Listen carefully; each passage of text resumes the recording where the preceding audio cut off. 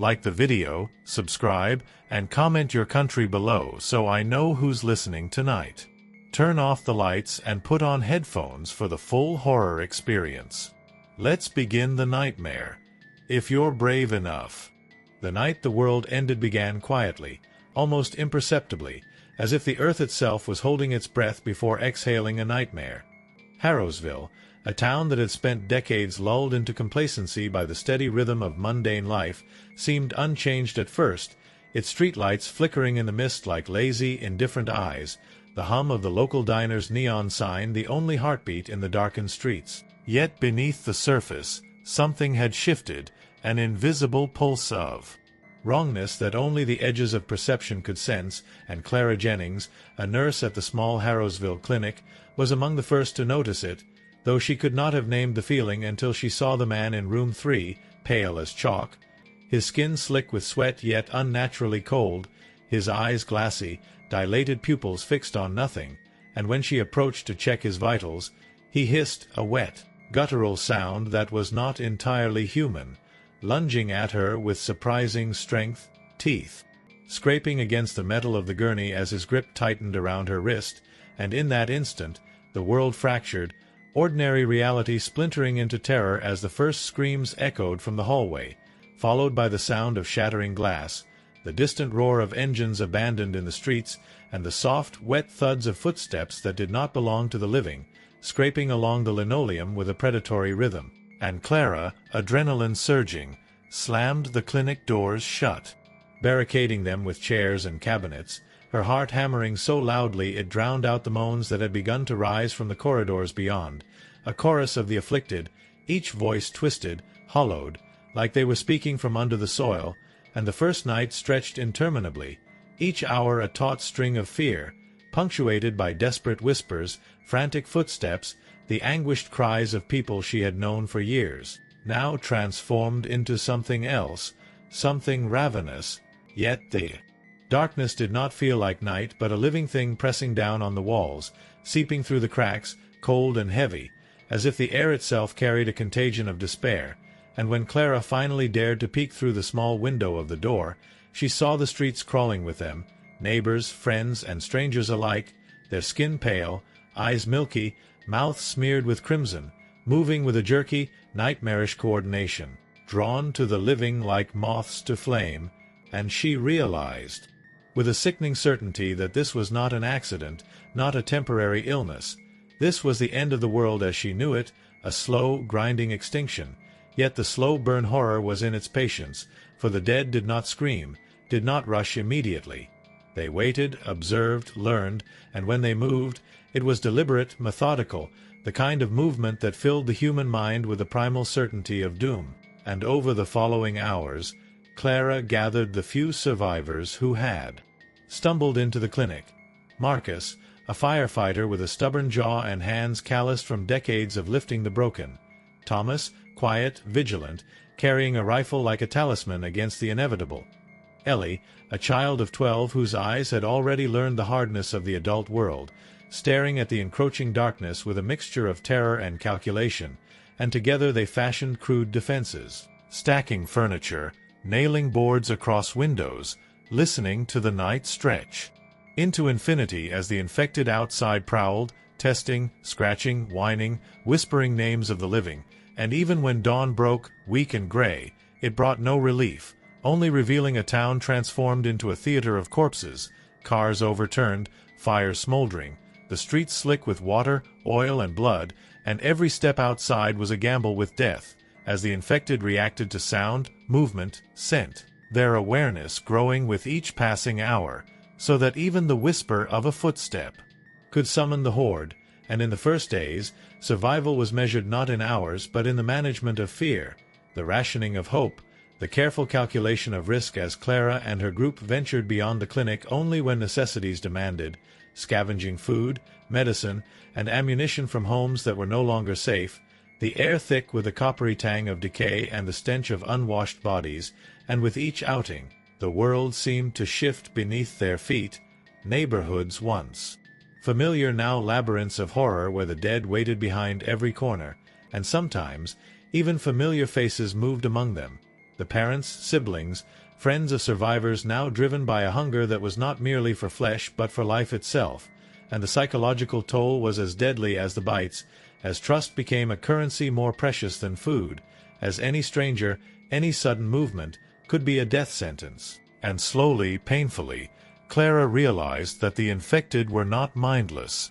They were adaptive, learning, anticipating, their attacks more coordinated, their patience unnerving, and the nights grew longer, the shadows heavier, each scream echoing like a promise of mortality, and somewhere, in the distance, the faint hum of emergency broadcasts crackled on old radios, messages fragmented, repeating warnings, pleading for calm. Yet Harrowsville had already passed the point of return, and by the second week, the clinic had become a fortress, not just of walls and boards, but of fear, dread, and grim determination. As the survivors realized that they could not simply wait out the apocalypse, they had to move, to flee, to find some other place untouched by the unending tide of the dead. And when a survivor named Lena stumbled into their midst, speaking of a fortified military compound 50 miles north, Clara felt the first flicker of hope in what felt like an eternity. Yet that hope was tempered by the knowledge that each step beyond the clinic gates was a gamble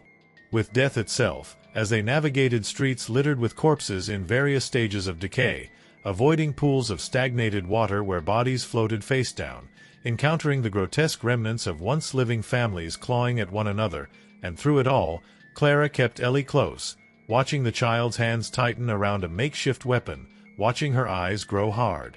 and understanding that the apocalypse would not just consume the living but would strip them of their innocence. And so they moved, creeping through shadows, listening for the faint shuffle of hungry feet, the low moan that signaled a predator, moving through abandoned homes, scavenging, hiding, fighting, losing, grieving, and at night, listening to the wind carry the sound of distant screams and the wet, chilling rhythm of the infected outside, learning that every corner might hide death. Every flicker of movement might be a trap, and every breath was a stolen gift in a world that had forgotten the meaning of safety. And by the end of Part 1, the survivors had learned that the dead were endless, that fear was constant, and that in the absence of law, society, and hope, survival demanded everything, including the parts of themselves they had once thought untouchable. For in Harrowsville, the living were just prey, and the dead were patient hunters, shaping the world into a dark, unyielding nightmare from which there might be no escape. The world outside the clinic was a waking nightmare, a place where every shadow could conceal death and every silence was a lie, and Clara, Ellie, and Thomas had learned quickly that movement was survival, that hesitation could cost you your life, so they moved like ghosts through the skeletal remains of Harrowsville, streets littered with abandoned cars, overturned tables, broken signs swinging in the wind, and the occasional twitch of a body that once belonged to a neighbor, now twisted and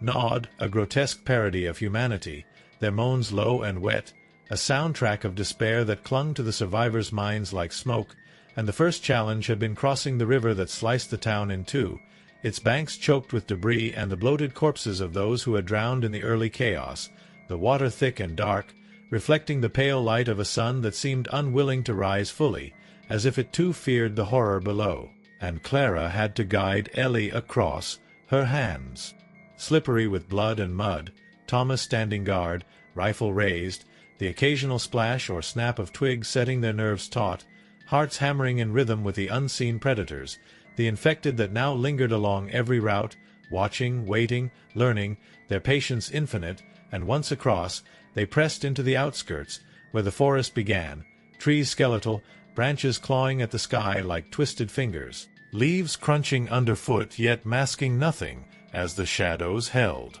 more than just darkness, holding waiting things that moved in ways that were wrong, jerky yet deliberate, the way a body might be pulled by invisible strings. And here the real terror began, for the infected in the open were dangerous enough, but those in the woods had learned camouflage, patience, and cunning, lying in wait behind every gnarled trunk and shattered stump. And on the second night, Clara realized this when a figure lunged from behind a tree, its mouth smeared with the grayish black of decay, its hands grasping Thomas's shoulder, and despite his years of training, despite his calm exterior, the shock made him stumble, rifle swinging uselessly, and the moment stretched in slow motion as Clara struck it with a crowbar, the sound of breaking bone echoing through the forest like a gunshot, and yet even as the body fell, dozens of others emerged from the shadows, eyes reflecting the moonlight with a predatory intelligence, surrounding them in a semicircle,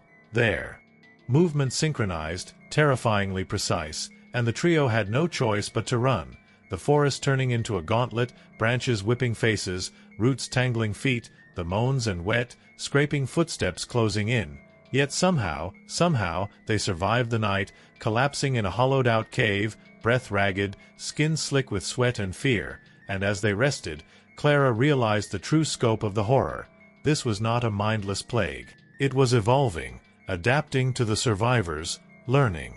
from them, anticipating them, a relentless force shaping the world in its own image, and over the next few days, the forest became both refuge and trap, the survivors scavenging what they could from abandoned cabins and cabins partially destroyed by fire, finding canned food, stale bread, a few bottles of water, but always moving, always alert, always listening to the moans that never ceased, the wind carrying the echoes of distant screams, and one morning they stumbled upon another survivor. An old man named Samuel, who had been hiding in his hunting cabin for weeks, rambling about the dead learning to use tools, about seeing one of the infected open a door with a key they had found, and though his words seemed insane, the truth was evident in the claw marks and dents along the cabin door, and after careful discussion, Samuel joined them, adding a new perspective, new knowledge, but also new responsibility. For one more mouth to feed meant one more risk, one more potential weakness.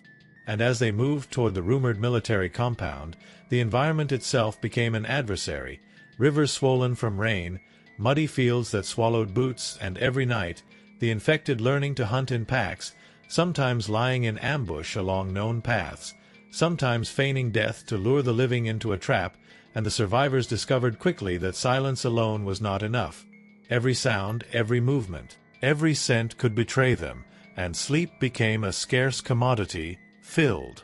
with nightmares where the dead came from every direction, whispering their names, scratching at their doors, dragging themselves into impossible shapes that no living human could survive. Yet even amidst this growing nightmare, the faint hope of the military compound kept them moving, a flicker of light in a world gone black, and along the way, they encountered towns that had been completely overrun. Skeletons in front yards still clutching remnant photographs, grocery stores looted, windows shattered, shopping carts overturned and scattered like the carcasses of animals, the wind carrying the stench of rot and burnt wood, and everywhere, the moaning, scraping, endless, and in one particularly harrowing encounter, they stumbled into a school gymnasium, the doors barricaded from the inside, only to discover a family who had tried to hide, but had been picked off one by one, their bodies strewn across the floor, and as Clara moved among them, she understood that the dead had patience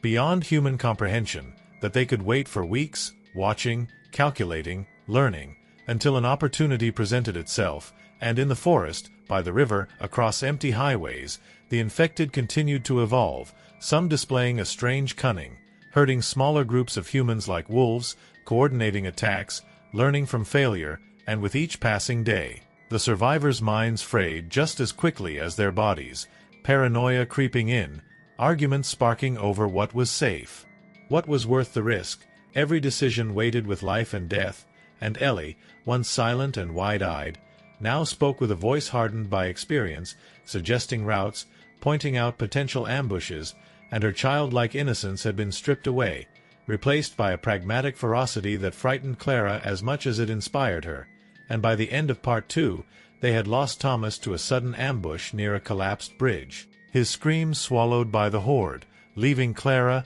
Ellie, and Samuel to face the unknown, hearts pounding, spirits fraying, and a grim awareness that even the military compound might not be salvation. For in this world, no door, no wall, no bullet could guarantee safety, only temporary reprieve, and the infected waited beyond every shadow, patient, relentless, shaping the world into a nightmare where the living were merely prey. And as the trio pressed forward, the wind carrying faint echoes of distant chaos, Clara understood the unthinkable. The world they had known was gone forever, and the apocalypse was not just a moment in time. It was a slow, inexorable, evolving force, one from which there would be no return.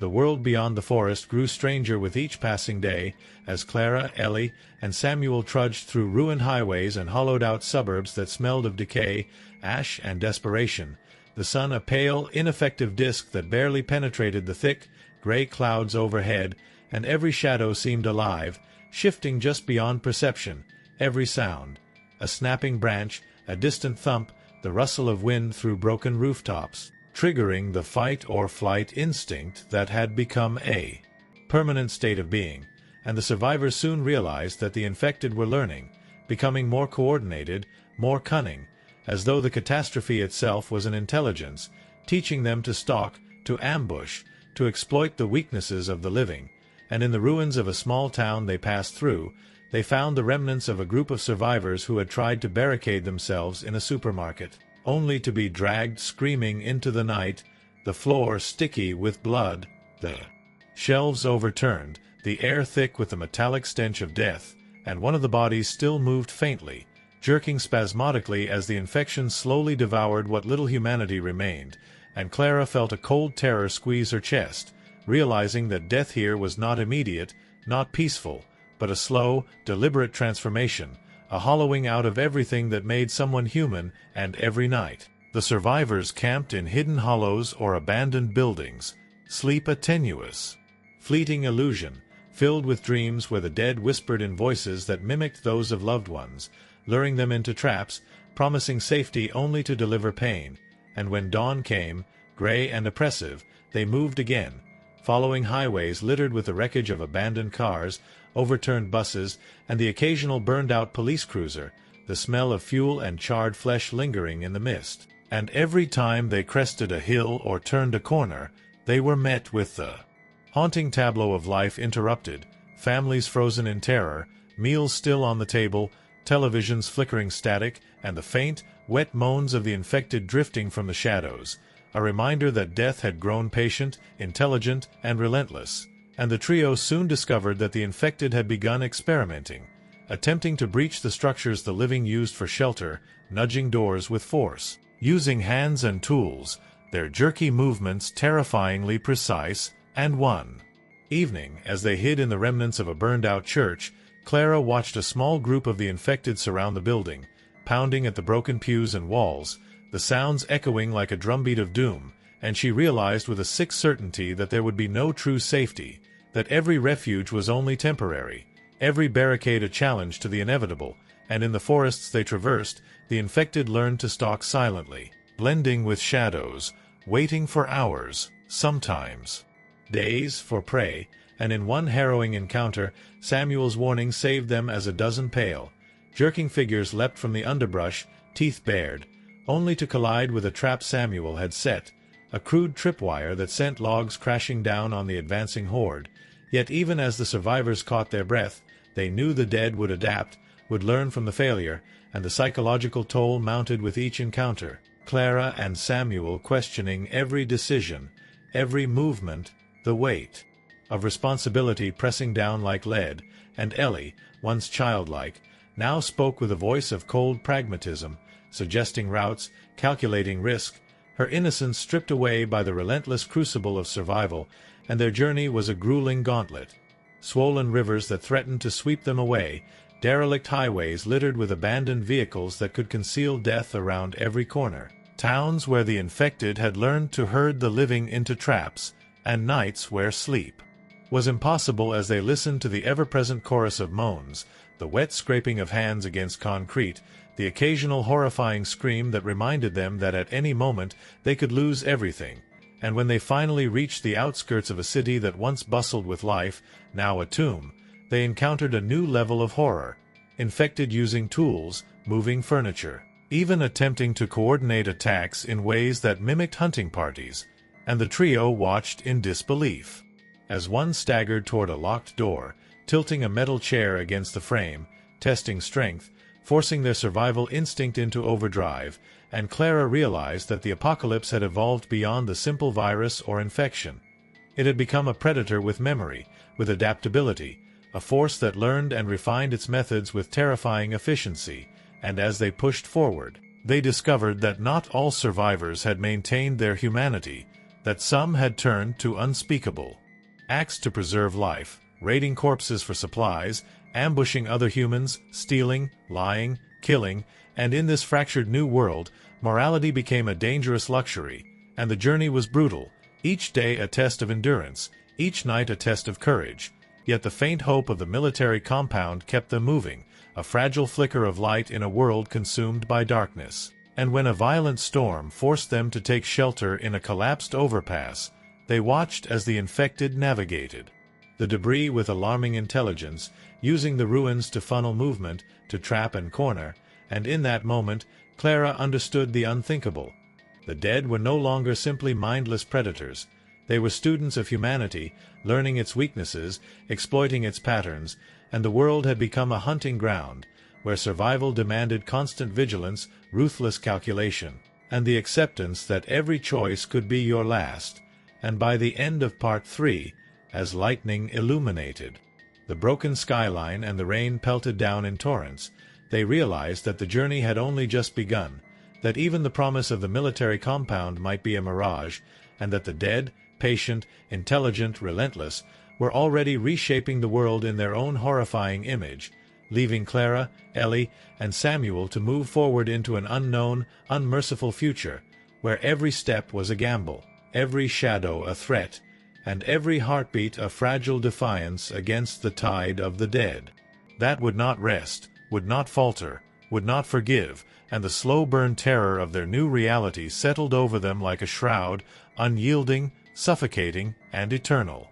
By the time Clara, Ellie, and Samuel reached the outskirts of the industrial zone, the world had become an alien nightmare, a landscape of twisted metal, shattered glass, and the stench of decay so pervasive it clung to their skin, and every step forward demanded vigilance, for the infected had begun to use the environment in ways that were frighteningly deliberate, herding smaller groups, blocking exits, exploiting narrow alleys, and from the shadows, the soft, wet sounds of dragging feet and low, guttural moans reminded them that the dead had become both patient and cunning, waiting for hours, sometimes days, for the living to make the slightest mistake, and the trio discovered that survival no longer depended solely on speed or stealth but on constant observation, on predicting behavior, on understanding that every shadow could conceal a predator with memory. For some of the infected had begun mimicking human gestures, raising hands in imitation, feigning vulnerability to lure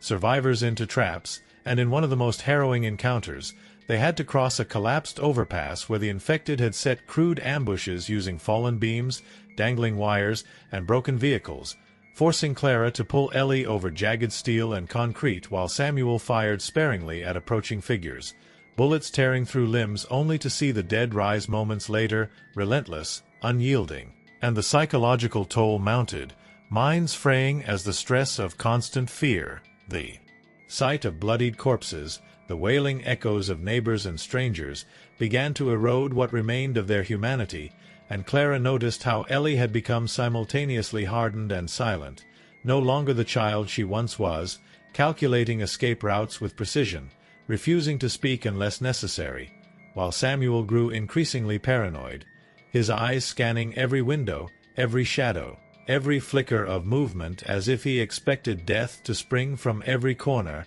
and yet, despite their growing terror, the faint hope of the military compound, a fragile glimmer against a backdrop of apocalypse, kept them moving, compelling them to navigate derelict factories, charred warehouses, and flooded streets where bodies floated like grotesque driftwood, and the stormy nights brought new horrors, lightning illuminating pale, jerking figures frozen in unnatural poses, rain masking the smell of decay just long enough to lull them into false security, only to be shattered by the sudden shriek of a survivor being dragged into the darkness, leaving nothing behind but a slick trail of blood, and as they moved deeper into the industrial wasteland, they discovered that the infected had begun to adapt to human tactics, setting rudimentary traps, using doors, ropes, and debris to slow pursuers, their behavior almost strategic, signaling an intelligence born of relentless survival. And Clara realized that the apocalypse was no longer simply viral or biological, but behavioral, a horrifying evolution of hunger, patience, and observation, and in one particularly terrifying night, the survivors stumbled upon a group of desperate humans who had turned violent, raiding corpses and attacking the living, convinced that any resource belonged to the strongest, forcing Clara to weigh morality against survival, to decide whether to engage or flee, and the decision itself was a torment. For the humans could be as dangerous as the dead, unpredictable, driven by desperation, and the infected were always nearby, studying, observing, adapting, so that every choice carried lethal consequences, and the journey became a gauntlet, a brutal test of endurance and wit as they traversed miles of broken highways, rail yards filled with rusting cargo trains, abandoned factories where shadows moved in impossible ways, and everywhere, the moans, the scraping, the whispers of the dead, teaching terror through experience, shaping the living into creatures like themselves, always alert, always calculating, always fighting against a tide that could not be stopped, and when they finally glimpsed the outer walls of the military compound on the horizon, illuminated by the weak glow of floodlights and smoke, they felt a flicker of hope, only to realize that the horde had grown in number and sophistication, using vehicles as barricades, forcing choke points, and in a brutal confrontation on the last open stretch of road, Clara and her companions were forced to sprint across open ground, dodging snapping hands and biting mouths, diving into abandoned trenches and crumbling culverts, their breaths ragged, muscles screaming, every heartbeat a gamble, and even as they reached the gates, the compound was far from safe, its walls tall but thin, its personnel exhausted, suspicious, and armed but unprepared for the ingenuity and coordination of the evolved horde outside. And Clara understood that reaching the promised sanctuary was only a new beginning, a transition into another kind of terror, where survival required constant vigilance, trust was a luxury, and the world inside the walls was as morally complex as the one they had left behind. For the humans here had rules, factions, and desperation all their own, and the infected pressed relentlessly against the barriers, a sea of death growing, learning, and adapting, and as night fell over the compound, the survivors huddled together, watching the tide of the dead beyond the gates, knowing that even here, the apocalypse would not yield, that every wall was temporary, every refuge fleeting, and that to survive in this world, one had to embrace fear, calculation, and unflinching courage, understanding at last that the world they had known was gone, replaced by a relentless, evolving nightmare, and the slow-burn terror of Harrowsville had finally become absolute, shaping every thought, every action, every breath, into a battle against the patient, intelligent, and unending tide of the dead. The gates of the military compound loomed like a fragile promise, tall and imposing yet undeniably vulnerable, and as Clara, Ellie, and Samuel crossed the threshold into the tenuous safety of human walls, the first real sense of relief they felt was brittle, tempered by the knowledge that the horde outside had already learned, adapted, and was relentless, a force that no wall, no weapon, and no barricade could fully contain. And the compound itself was a hive of tension and distrust, soldiers moving with fatigue etched into their faces, weapons clutched as if they were extensions of their bodies, radios crackling with urgent warnings of breaches elsewhere, alarms echoing in a constant, maddening chorus, and Clara immediately recognized that survival here demanded not only vigilance against the infected but against the fractured humanity within, for desperation had twisted loyalties and whispers of mutiny. Hoarding and opportunistic cruelty circulated through the corridors like a virus itself, and the trio was quickly assigned to a perimeter team, tasked with monitoring breaches, reinforcing weak points, and scouting outside in dangerous shifts, where even brief exposure could mean death, and on the first night outside, they witnessed firsthand the terrifying evolution of the dead, a coordinated push of the horde against a weak gate, using fallen logs, abandoned vehicles, and even their own bodies as battering rams, the sound of splintering wood, tearing metal, and wet guttural moans filling the night air like a symphony of despair, and as they fought to repel the advance, Clara realized that the dead had begun to learn from the living's tactics, feigning retreats, circling back, forcing the defenders into traps, and she understood with a cold, sinking dread that the apocalypse had become a predator with memory, intelligence, and patience, capable of adapting, learning, and exploiting every human weakness, and while the defenders managed to hold the line.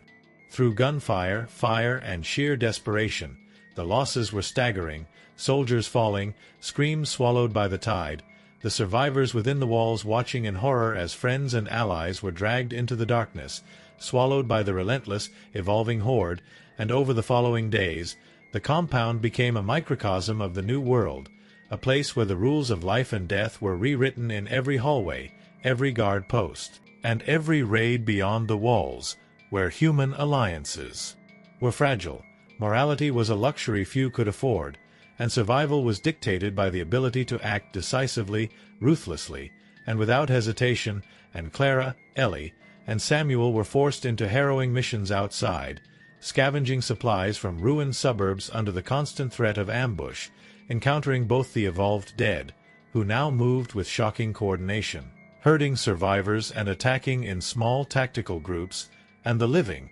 some of whom had turned predatory, raiding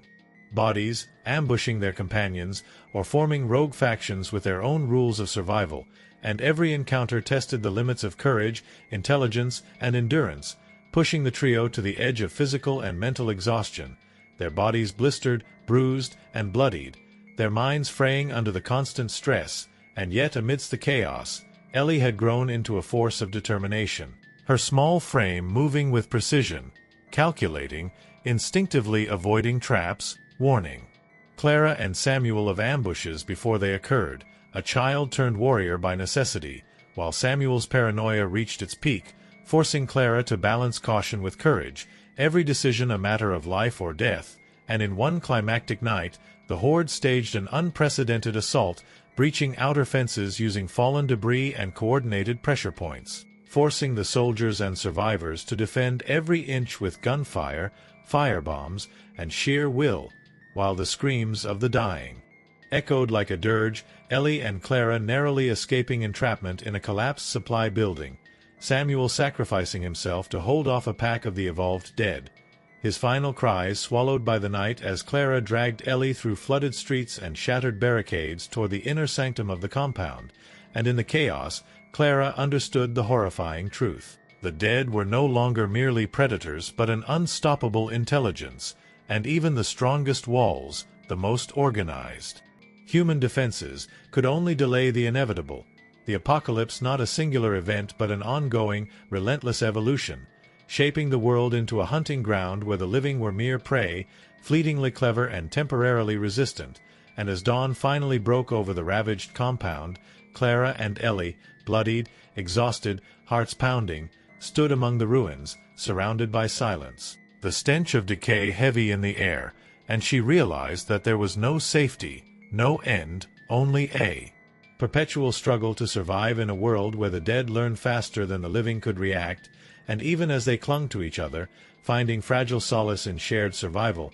the horizon trembled with movement, the moans rising once more, patient, relentless, and unyielding, a reminder that the apocalypse was not a moment but a state, eternal, evolving, shaping the living into predators themselves, forcing every heartbeat to be a battle, every breath a victory, and the slow, suffocating horror of Harrowsville, the evolved horde, and the world beyond would continue forever, a dark symphony of life clinging desperately to the edge against the endless, intelligent tide of the dead.